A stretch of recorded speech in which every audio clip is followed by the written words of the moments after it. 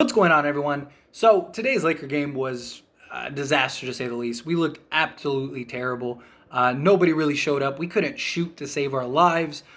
Defense was just very lackluster. Nobody was really rotating. No one was really closing out. There weren't really very many bright spots. But there were some takeaways. There were some things that I think were positives in many directions. I mean, Walker looked great. Hopefully his injury isn't a significant one. Kind of sucks that he, rolled his ankle, got an ankle sprain.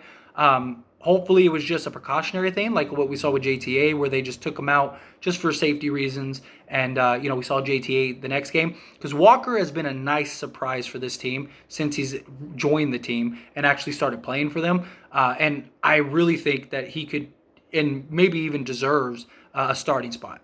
He seems to play really good with LeBron, Davis, and guys like that. He's got some good length. He finishes well with that length, plays some solid defense. He was one of the real sort of contributors during this game. Anthony Davis, based on the box score, looked really good. He really stuffed the stat sheets, but he was really lackadaisical out there. He didn't really seem to be that like dominant Anthony Davis.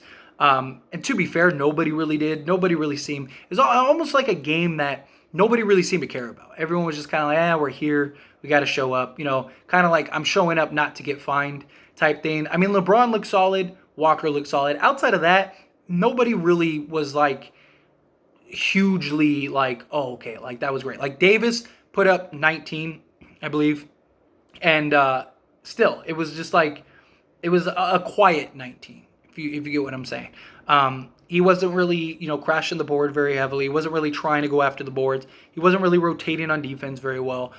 There were times where he just kind of was like, just kind of seemed like he was chilling there.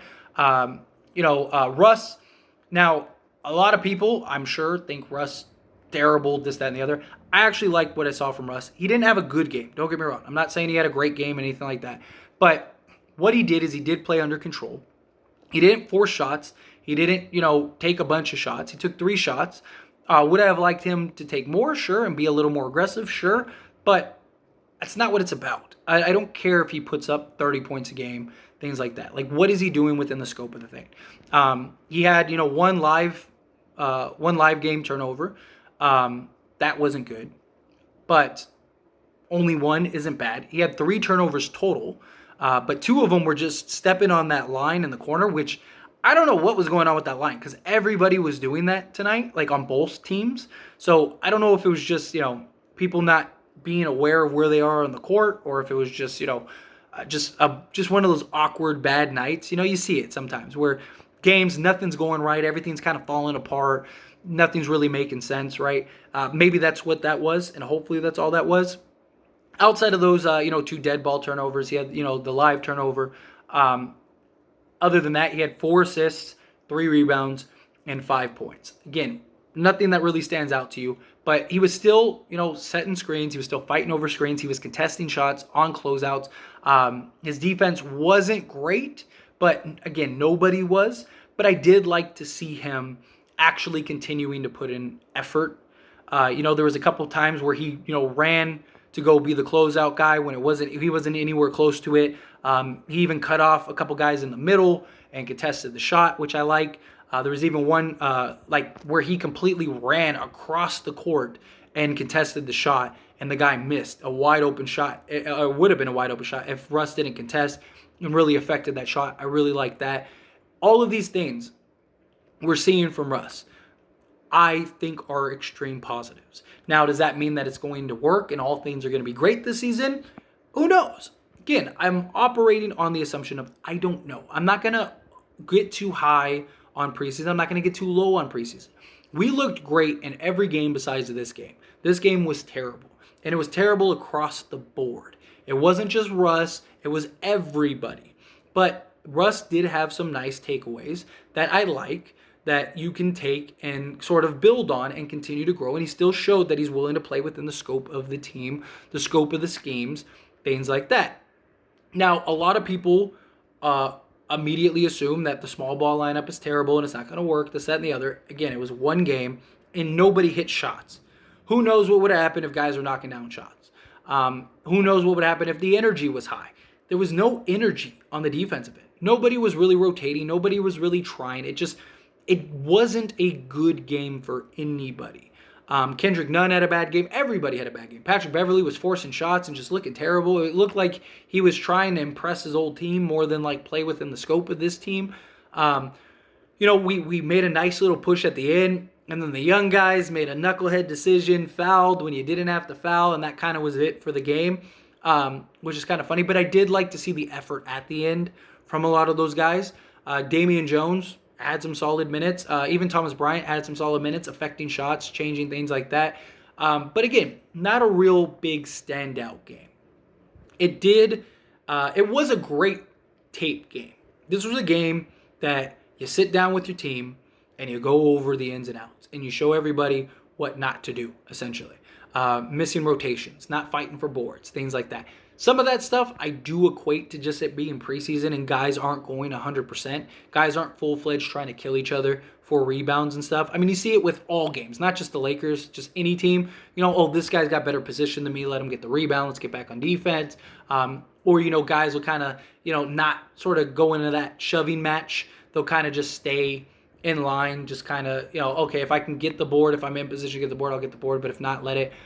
Even defensively, like backdoors, you see a lot in preseason. Guys will get backdoor and they won't try to contest. They'll just let the shot go up. There's a reason that the bad teams or the teams that are projected to be bad this season usually win a majority of the preseason games. Because they're the ones that have the deeper, younger talent, and they have the guys that are actually fighting for rotation spots, fighting for roster spots, stuff like that. Where the good teams pretty much have the rotations locked up, have the roster locked up, stuff like that. So they're usually not as good. Most of the good teams this preseason have only won like 1 or 2 games. But you have teams like, Sacramento are undefeated. Just like last preseason, Sacramento was undefeated. You have OKC, I believe, is undefeated, or they're like 4-1, something like that. Like a lot of the bad teams usually do better in preseason. Because preseason isn't about wins or losses. It's about trying new things, testing rotations, which Darvingham did today. It's about, trial and error. What works? What doesn't work? What do we need to work on? What can we build on? The good and the bad. And that's why I always say, don't get too high on the highs. Don't get too low on the lows. Take each game for what it is. Take each moment for what it is. And take the positives as a way to build on that foundation and to grow for, the regular season. Because that's all this is about. Regular season. This is about getting as much production and getting people as game ready as possible for the regular season. LeBron's not going to play 25 minutes or whatever, 27 minutes, whatever, during the regular season. Some games, hopefully, if we're looking good, we're winning, things like that. Hopefully he plays that. But, Davis, guys like that, like, we're going to have guys playing more minutes. But you're going to have bad games like this, period. Over an 82-game season, you're going to have several games like this. Again, I don't care about having a bad game. It's what can you do to improve? What can you do that was positive that you can take going forward to the next game? What are the things that were bad and negative that you need to work on and improve on, especially during preseason? Preseason, again, isn't worried about wins and losses. And I know a lot of people say, well, look at last year, things like, you can't compare last year's team to this year's team. We have, outside of 4 guys, we have nobody else that is currently from that team. You have LeBron, Westbrook, Davis, and Reeves. Everybody else is new.